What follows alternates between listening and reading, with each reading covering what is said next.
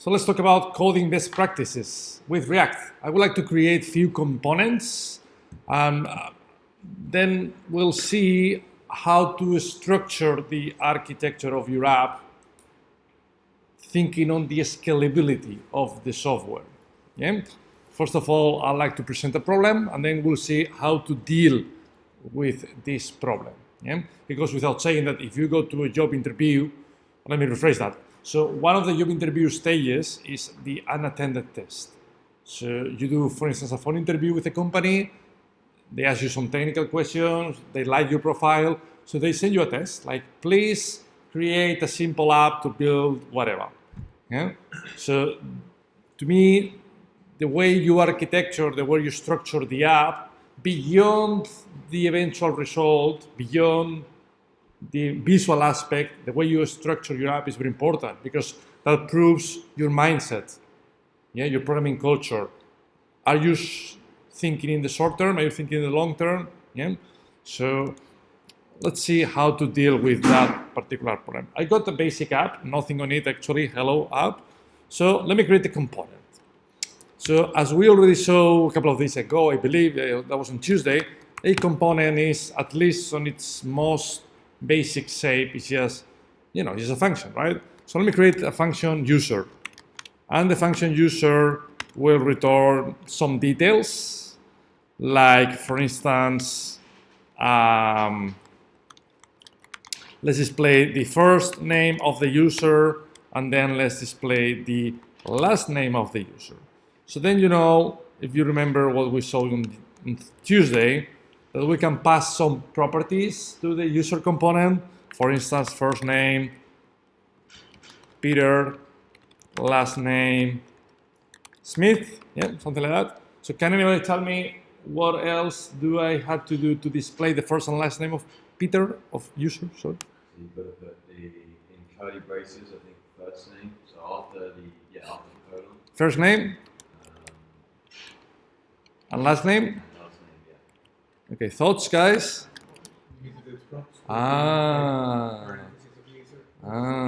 Daniel, that's interesting. So line number 4. Line number 4, yes. In parentheses, Yes. do props. Yeah, so the function user receives an argument, which is the props object. And then on line 7 and 8, you do props, dot first name, and then props, dot last name. Correct. That's correct. Okay? That's the way you bind with properties. So let's see if it works. By the way, let me replace single quotes. Historically speaking, I've been using single quotes when referring to React attributes, but according to Airbnb, that's not correct. So let me replace single quotes with double quotes. Okay? And, it works. Fantastic. Yeah? Easy peasy. But now, imagine that we start adding more components, we start adding a lot of content, cool stuff, yeah, many things. As you can imagine, eventually, the main app.js file will be pretty large. Yeah? We don't really want to play with large files. That's a basic principle about coding. It doesn't matter if you're working with React, JavaScript, C#, Python, it doesn't matter. Yeah? Files should be small. Yeah? Why? Well, there are multiple reasons. First of all, a smaller file is easier to deal with. Yeah? Smaller file has a really specific focus, so it's easy to know what's going on. Then smaller files means they are easier to discover. Imagine that there is an issue with my user component. Something is not working well.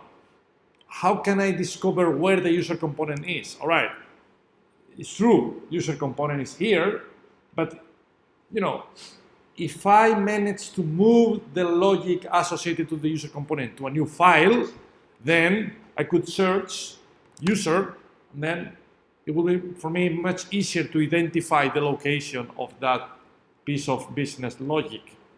One more thing, one more reason, arguably the most important one. Next month, you'll be working on a team app. You'll be working together.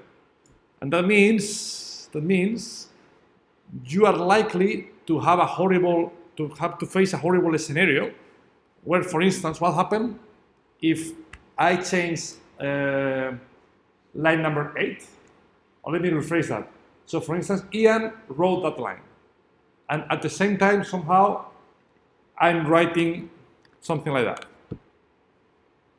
At some point, we will have to merge our changes. We'll have to join them. I hope you can see that if we both change the same line, there will be a conflict. Conflict is a technical word when talking about Git and GitHub. Conflict means two developers try to change the same thing. That's very painful. You will see that. Unfortunately, not unfortunately, I think it would be nice to come across that situation, because if you're working for a company and you have a conflict, sometimes they are complicated to deal with. Yeah? So obviously, if we move things to smaller files, that's true, we can still have conflicts. However, these type of issues are less likely to happen, yeah, because we are more likely to work on different files rather than on the same file. I think that sounds pretty natural to me. Okay, so once we know this is not a good way to deal with components, then what's the right way? My suggestion is, as a rule of thumb, even though this is not rocket science, try to keep one component per file. Yeah? How many components the app.js file has at the moment? 2. Correct. I don't want that. So look at what I'm doing. First of all, I'm going to create a new folder. You'll see in a minute why I'm creating a folder. The name of the folder is going to match the name of the component. Okay? This is not based on any standard. This is just, to me, common sense. Yeah? I'm trying to facilitate the process of orchestrating your app as much as possible. So, you see, I got a folder called user. And now, instead of that folder, I'm going to get a new file called user.javascript. Yeah? So then what? Then I will move my user component into the user.js. So my next question is, will it work? No? Why not? Yeah. Be an error Why? because the component is not imported in this and another error because React is not imported in the component. Fantastic. Ian is absolutely right. If I refresh the page, failed to compile. User is not defined. We are telling React, hey, on line number 8, please render the user component because it starts with capital U. Yeah, so React understands that's a special component. But then, where is that component declared? It's nowhere. It's not here. It's somewhere else. By definition, all your functions are private.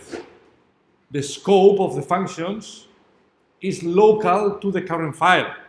If you declare the function on a different file, you cannot access them. Yeah? That's the default behavior in JavaScript. In other words, we have to make the user component public. How do we make the user component public? By exporting it. Yeah? You can export functions in JavaScript by simply typing, look at the syntax, export, and then that's okay. That exports the user. However, generally speaking, you would like to type another keyword called default. Default means user is the main exported component in this file. We'll see what that means in a minute. Yep. For now, if you type export default in front of the function keyword, that means other components may use it, may consume it. And how they do that? Well, as you can hopefully figure out, we exported it, so now we have to what? Import it, correct. And the syntax is import user from // because we want to check a resource which starts on the same folder as app.js, And now, thanks to VS Code, we can easily navigate through the folder structure. User slash user. We don't necessarily have to provide the extension because React will figure out. If you want, that's fine. If it feels easier to you, let's do that. That's fine. That's fine. No problem at all. Cool. Will it work now? No. Why not? You need to import React into the That's a fantastic point, Adam. Look,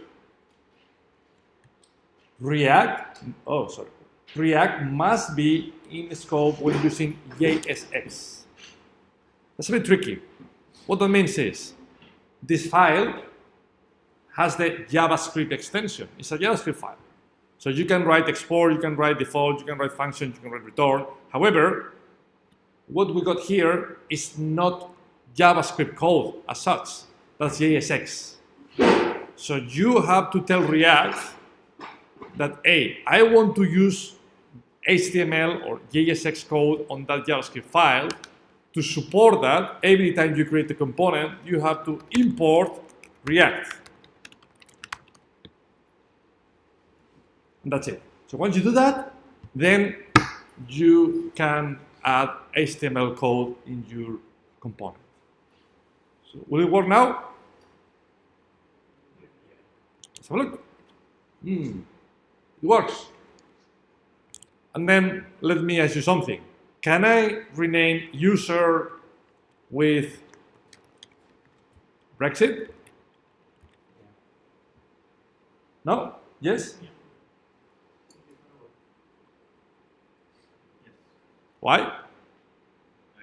Because you change the input as well, so it doesn't really matter. Like you can give it any name. That's an interesting theory, guys, and you're right. When you use export default, that means this file, by default, is going to export a function. It's just a function. Yeah? So it doesn't matter what you type here. That variable will be assigned to the function you're exporting. Yeah? So technically speaking, you can rename it if you want. Obviously, that's a bad name, yeah? But technically speaking, yes, you can. And now let me present you another problem. Imagine that I told you before that you should have one component per file. But imagine that in reality, when talking about the user, we want to talk about, I don't know, 2 types of users.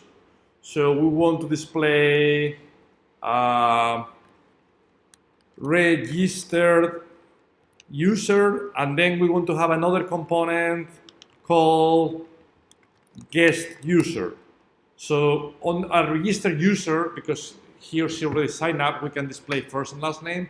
But if we got a guest user, imagine that we don't get any of these details, we just have the email. I just making a stupid example, yeah? I'm trying to explain that what happened when we got 2 similar components. Email, props.email, yeah? Something like that. So, do you think, guys, this structure makes sense or not, and why?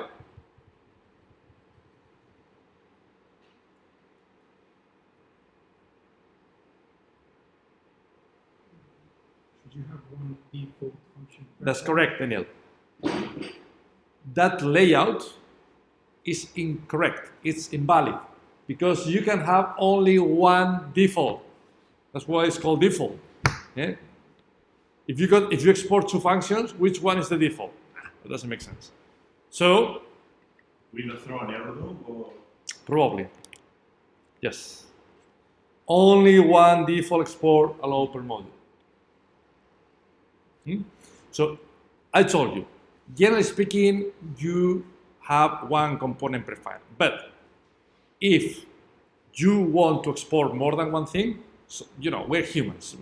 I'm not completely strict with this term. I think it's good to have some sort of flexibility. If sometimes you really want to have more than one export per file, then you remove the default.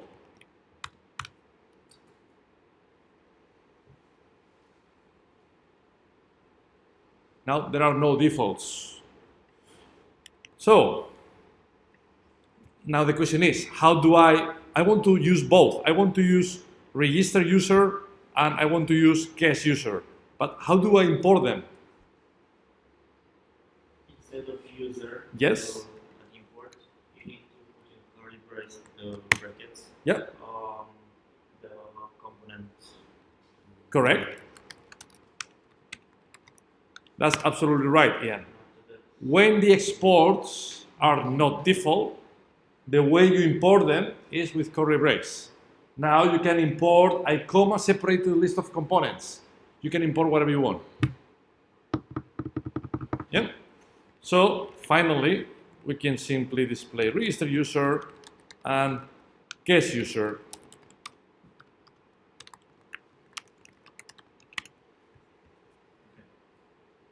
Let's see if it works. It does. Quick question. Mhm. Based on obviously you said like it's your own way of printing. So you can end up like in the app.js, you can end up with like hundreds of imports. Yeah. Mhm. Um, No, hundreds of imports. I mean with a loads of imports. You shouldn't. You shouldn't, and the reason is, eventually you'll have a components tree. In other words, from app.js, you will import only the most important components. And then, going to user, from here, we may import other components. We go all the way down. Yeah? So you should never ever have many imported components. Otherwise, you are not distributing your component tree correctly. Cool. So, yeah, that's the way it works. And now the next question is, can I rename, for instance, register user with Brexit?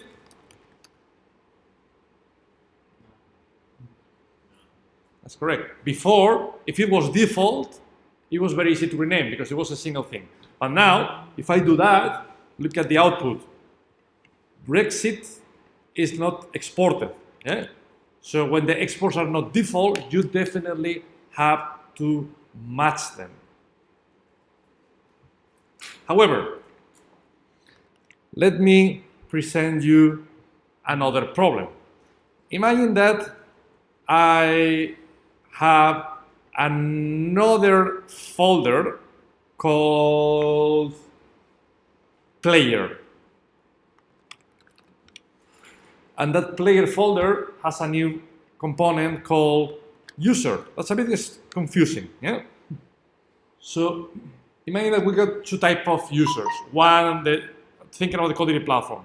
Players, people playing with the platform, and users would be like the admins, yeah? Because of whatever reason, we want to separate them. Yeah? That's an example. So imagine that as part of the user component that belongs to the player folder, I want to do import React from React. This is the same thing, right? By the way, you know I'm typing function, blah, blah, blah. You know, I'm typing manually everything. However, there is a really cool extension. I didn't know until your friend kindly let us know in the last cohort. There's a really cool extension to create components super easily. Look.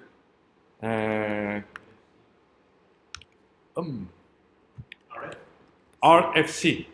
RFC is a shortcut. Boom. You see how cool this is? It's not going to work, guys. Don't try that. You need to install something. Yeah, well, I saw a couple of things. I want to see if they actually do that. Yeah, but actually, once again, I found this out recently, and it's pretty cool. So to install that, you need to go to code, preferences, extensions, and then search React, I think. Yes, ES7 React. I think it's that one. So if you install that tool, then you can, run some shortcuts. When you type IMP, it's just a way to. What if you type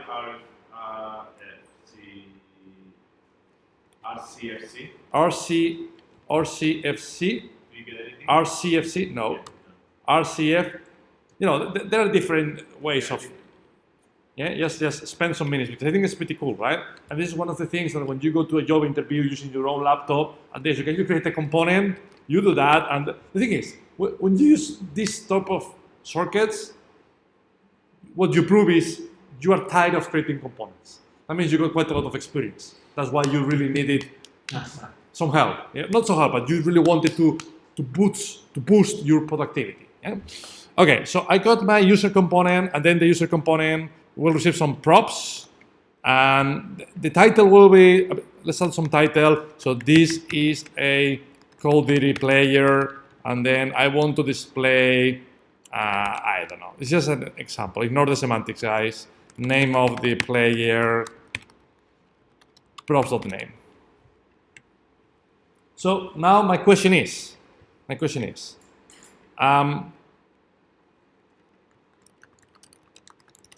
that component exports a method called register user. But the other user component also exported a method called register user. You see, two components are exporting the same function. So, my question is, back to the register user.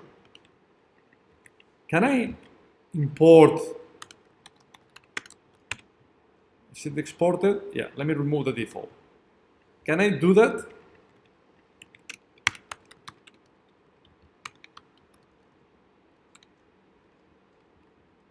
Hello, player. Ah, here you go.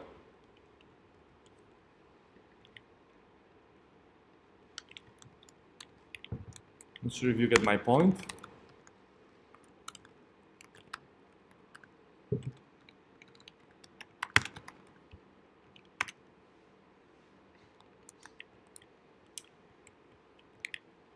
So let me change the quotes. Here you go. Can I do that? Can I import two components with the same name from different files? No, clearly not. So in this particular case, the problem is we're shadowing a variable. We register a variable, we declare a variable called register user, but immediately afterwards, we are redeclaring it. So would that throw an error, or would that work and just assign a? Yeah, it throws an error. Identifier register user has already been declared. I guess if you do this before, you can do whatever you No, want. You can keep. fair enough. But imagine that you don't have access to these two files, or you don't want to change them.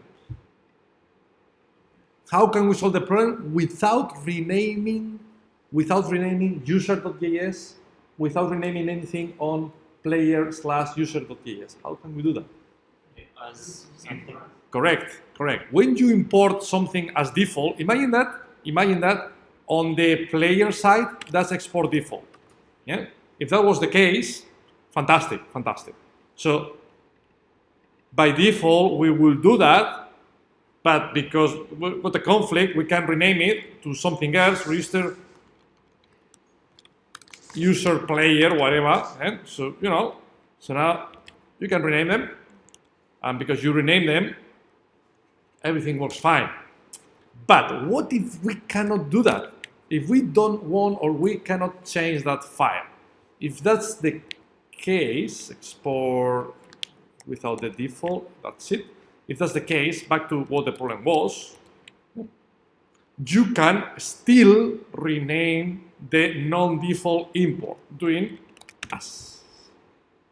It's pretty cool, yeah? That's the alias as register user player, for instance. You see? So now I'm solving the problem. And if I try again, you got all your components running nicely alongside. Any questions? Should we avoid, very close names that look the same, this kind of stuff? Obviously, it goes without saying, you should do an extra effort thinking on good component names. However, don't forget something. Even if you try to be very careful, at some point, you will probably you will install plugins into your app. You'll see that probably next month. Yeah, when to expand the functionality of your application, you will have to deal with new packages, new components, and you won't have control on the name of these components. So it's just a matter of time that you will have a conflict. So it's important to know how to rename things. So you probably noticed that I created a folder. Can you tell me why I created a folder? Fantastic, Minji, fantastic. It's a good practice to have a CSS associated to each component. I've seen many junior developers dropping hundreds of lines of code into app.css. Again, the same problem. You see, back to the start of this session. It's not a good idea to have very large JavaScript files. It's not a good idea to have very large CSS files. So let's try to solve the problem in a similar way. So let's ignore the player for now. I'll go back to it afterwards. But for now, let's ignore it. Yeah. Actually, I'm even going to at least comment it. I don't want to talk about it for now. Yeah. So we just got, and actually, let me even simplify user. So imagine that. Let's have to prove our theory. Let's keep a single component per file, export default, yeah, to make it a bit more elegant, export default user, fantastic. So now here, import user, yeah.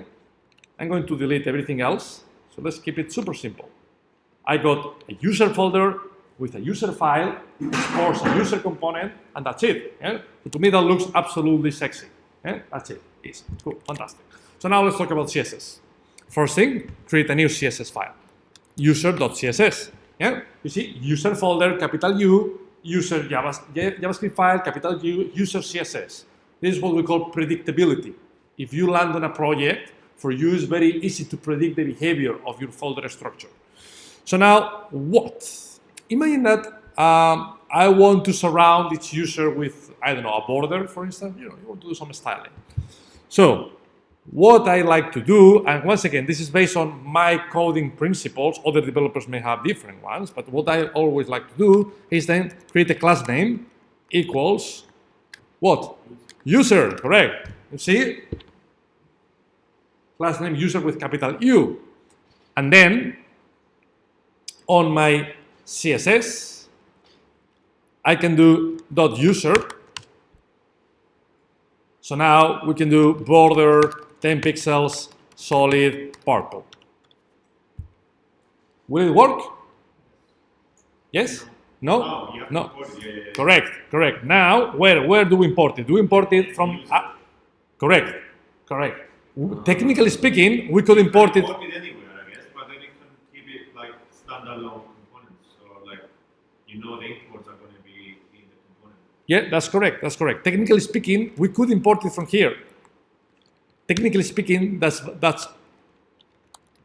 okay. However, hope you agree with me, back to the tree of components, we are breaking the encapsulation. App.js is not responsible of the CSS of the user. So if the user requires some CSS, fantastic. You go to the user.javascript and then you import the CSS. You see? So the app.javascript only imports the JavaScript file, and that's it. You delegate all the implementation details to the user component, and then it works. Obviously, it's your coding style, I guess. Do you have any reason why you would use even capitals for class names? Use what? Capitals. Capitals. No. Yes, consistency. Actually, if you pay attention to line number 7, Yeah, no. I didn't write that line. Facebook wrote it for me. So Facebook is already telling you what's their preferred way of dealing with class names. You see, when you install Create React App, you get that line already, and you got component app on the root element, class name app with capital A. Yeah? So they match. Is it the only class name that we would have with capital? No, all the class. Okay. You mean? I see what you mean. Once again, technically speaking, you can do whatever you want. There are no restrictions about when to use capital, when not to use capital. Me personally, I only write capital. And once again, this is not following any standard. This is my coding style. When it refers to the component root tag. In other words, imagine that I got on the first name, I'll do something like that. Or if you prefer, with camel case. Yeah? Once again, there are no technical restrictions about how to do that. That depends on your coding style. Once again, let me recommend you the book Smacks. You remember? Because Smacks, the guy talks about different strategies, pros and cons. So I think it's a good read. So how do I change the styles for the first name? Would you do something like that?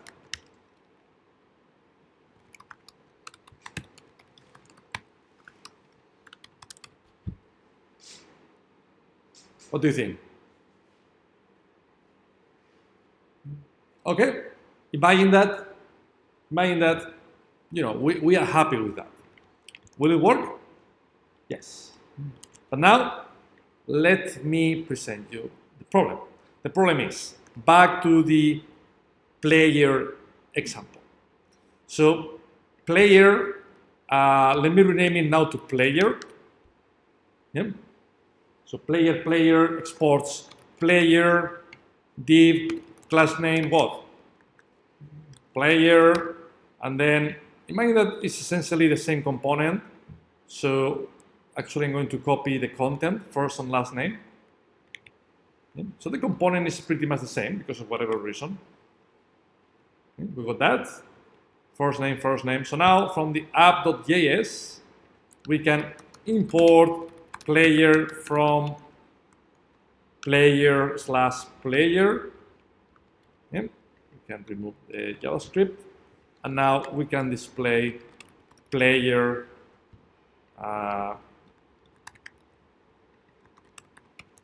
whatever. Yep. Let me add some title to each component just for readability purposes. So h3 or h3 player column, yeah, and on the user, let's do the same thing, h3 user. So let's see what happened.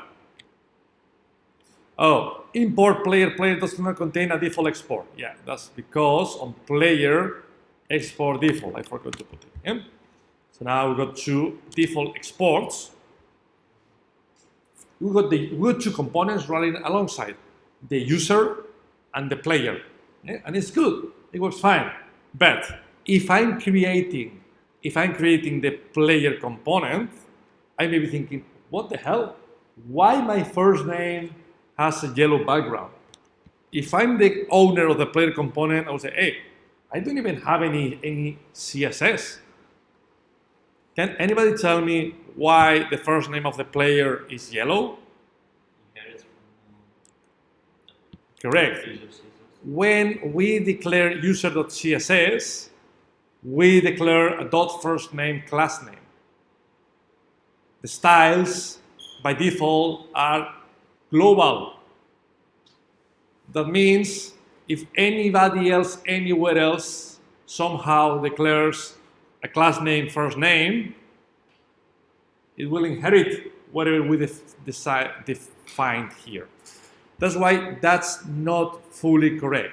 That breaks some basic encapsulation principles. Yeah? So then, how do we solve the problem? How do we make sure that that background color yellow only applies on the user, not on the player? User.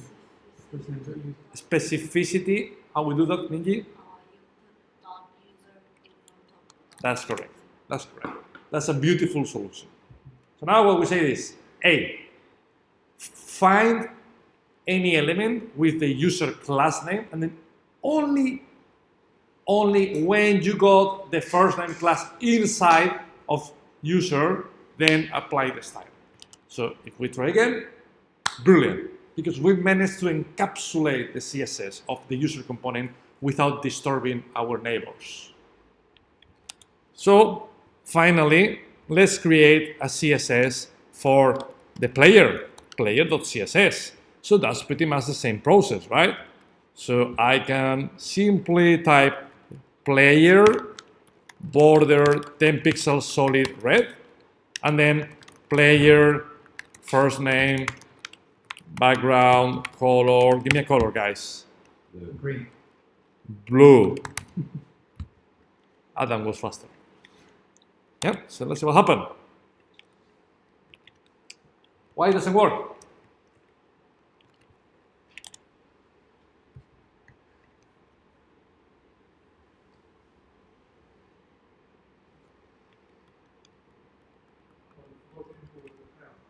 Correct, everyone. Remember, every time you create a CSS, you have to import it. Yeah? Now if we try again, there you go. We got two components completely isolated. Any questions? Can a component call another component? Yes, of course. Of course. So we could now create a new component, import it from here. Yeah? So the idea is to have a tree of components. So first of all, you got app.js, that's a root component. Everything starts from there. Now app has two children, user and player, but user may have some grandchildren. Yeah. So I don't know. Let's do just a very simplistic example. So I want to create a component user first name. To me, that will be probably too much. Yeah, because it will be one line. So that will be probably some sort of over-engineering. You know, over-engineering means when you got a simple problem and you dedicate so many resources to build something unnecessarily complex. So that could be a good example of over-engineering. However, for educational purposes, let's create inside of the user. I'm not going to touch the player anymore. So just focus on user. I'm going to create a new folder. The new folder is going to call. Preferences. Say again? Preferences. Preferences. Why preferences? User preferences. User preferences. No, I just want to display. I want to create a component to display each detail of the user. So let me call it user detail. And then as part of user detail, you see the readability, user detail. Let me create a new file called userdetail.javascript, and then let me create a new file called userdetail.css. Yeah, two files. So then we create the user detail function. So essentially I want to display key value. First name, Peter. Email, whatever. Age, 47. Yeah. So to do that, we simply do, I'm going to create pass props, and the idea will be to do props dot, so how you refer to first name, last name, key, I don't know, and props dot value, yeah, something like that. So what do we do? And the class name. The class name equals props dot class name.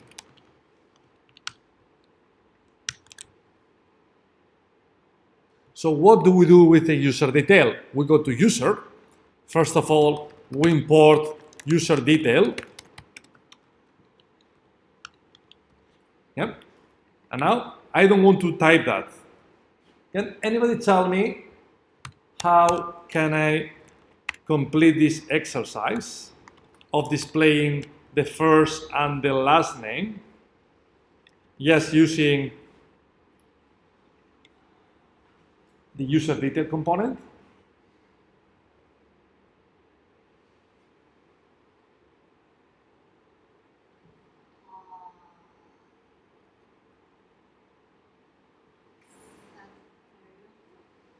Say it again. Set variable, what that means?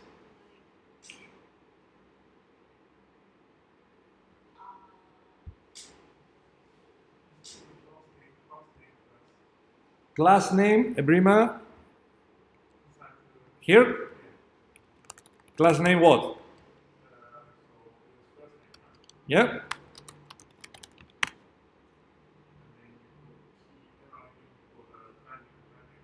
Say it again. Value equals what?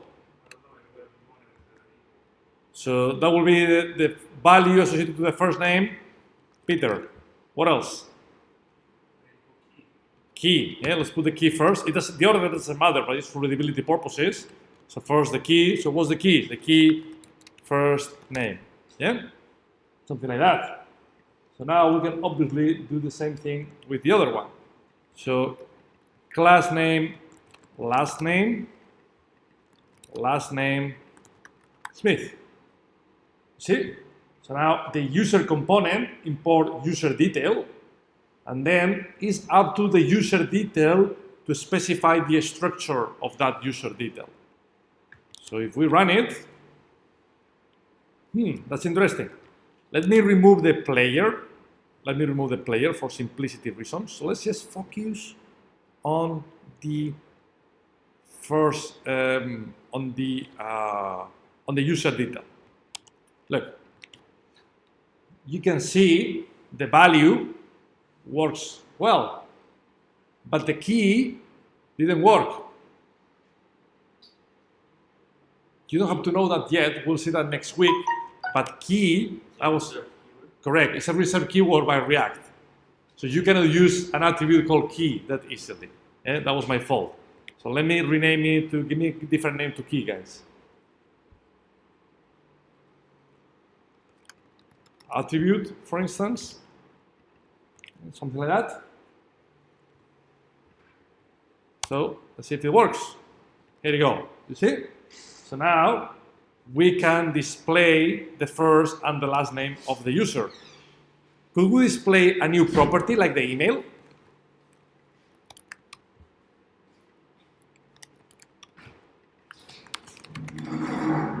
Can we do that? Yes, of course we can, right? We can do whatever we want.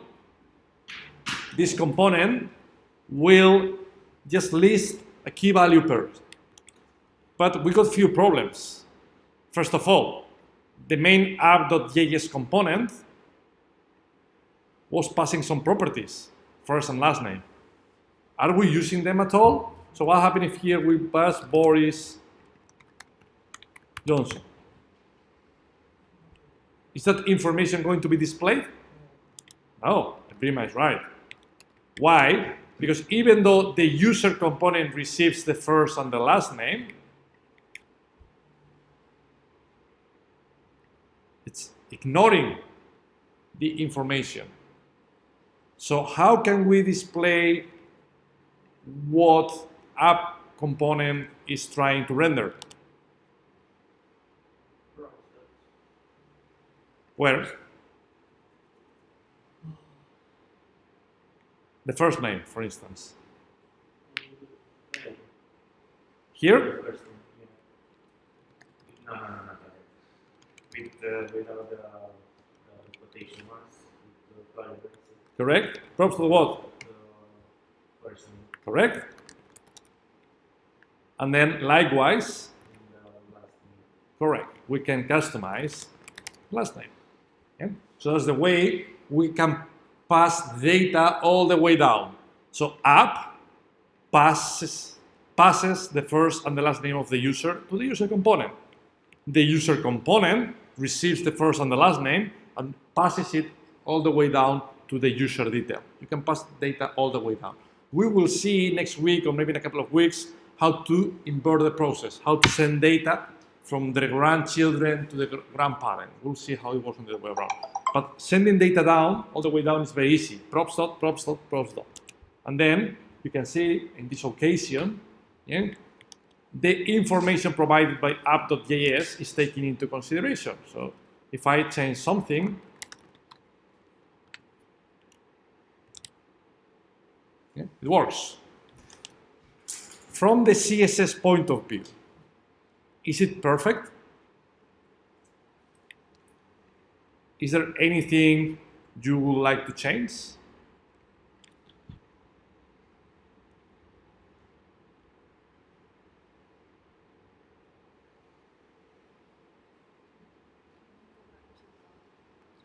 To where? Yes, that's the JavaScript. You want to import the user detail CSS into the user detail JS file. I like that, Alan. I like that. So every component, remember, should be responsible of displaying its own CSS. So we got the user detail.css, but we got nothing on it. So first of all, let's import it. And then what? There is nothing on it yet. If you notice that property, that line, where is that line declared, that first name? Is it declared on the user component? No, it's part of user detail.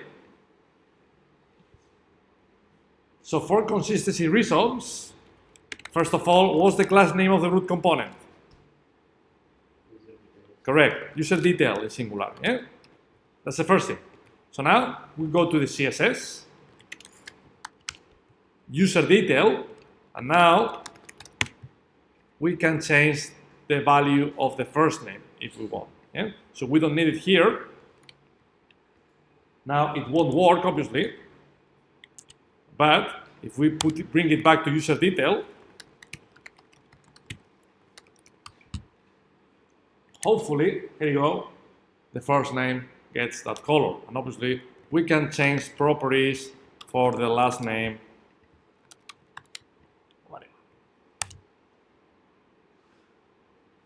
So this is a very nice folder structure. Let's recap again. So we started from app.javascript. App.javascript had 2 children. Sorry, actually one, well, doesn't matter. Let's bring the player back if you don't mind. So we got the user and the player. And then let's purely focus on the user component, JavaScript and CSS. And at the same time, user component had another child called user detail. And of course, we may want to continue creating a more complex tree structure. Yeah? And one of the reasons why this structure is beautiful is because the CSS, which, as I told you yesterday, is one of the most complex things to scale, is really well encapsulated. We are name spacing our styles. Yeah? So it doesn't matter if another component creates an element with a class name first name, because that component is not going to be affected by our magic, because these styles will only make sense in the scope of the user detail component. Any questions? So if you want to create another component in user detail, Yeah. you're going to make another folder. Correct. Yeah. You keep the folders. absolutely. You keep going down. If you are curious, I can show you on the.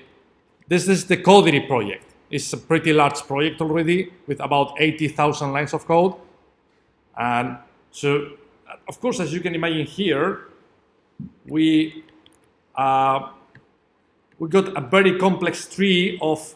So first of all, we separate. Bootcamp does the marketing part where we show the plans and book your place, blah, blah, blah. The platform is what you are playing with.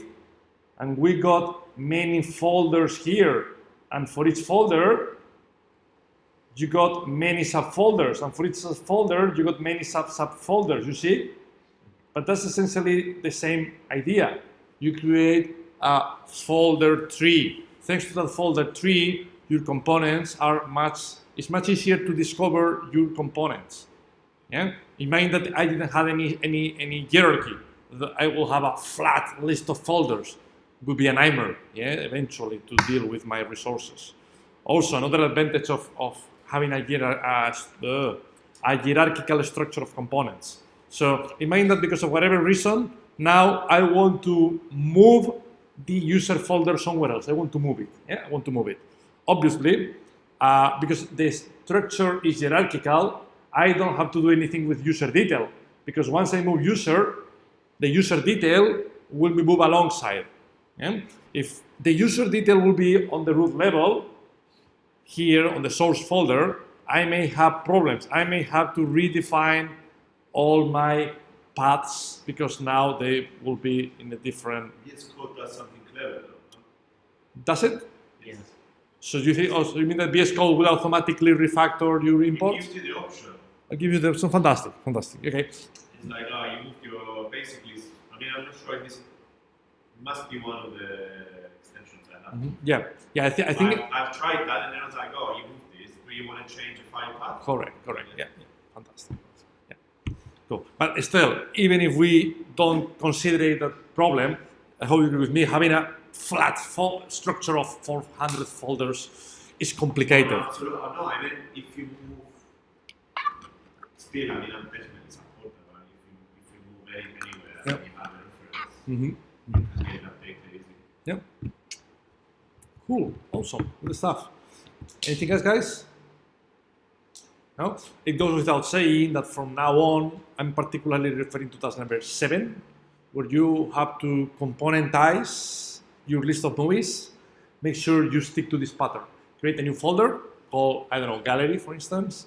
Create a new JavaScript file, gallery.js, and a CSS file, gallery.css. And make sure you encapsulate your CSS as well. Yeah? Cool. Thank you, guys.